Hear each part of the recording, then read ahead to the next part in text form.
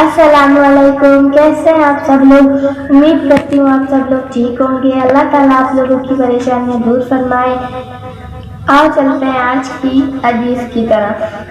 نبی کریم صلی اللہ علیہ وسلم نے ایک دفعہ صحابہ رضی اللہ تعالیٰ عنہ سے فرمایا، جانتے ہو بد نصیب کون ہے؟ صحابہ رضی اللہ تعالیٰ عنہ نے عرض کیا، اللہ اور اللہ کے رسول صلی اللہ علیہ وسلم ہی خوب جانتا ہے۔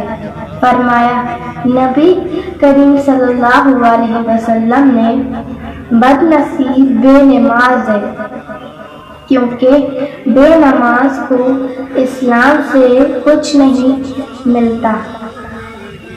حضرت جابر رضی اللہ تعالیٰ عنہ فرماتے ہیں کہ حضور صلی اللہ علیہ وسلم نے انگلیوں اور برتن کے چاٹنے کا حکم دیا اور فرمایا، تمہیں معلوم نہیں کہ کھانے کے کس حصے میں برکت ہے؟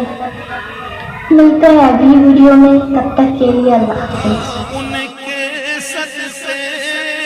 قرآن ملا ان کے صدقے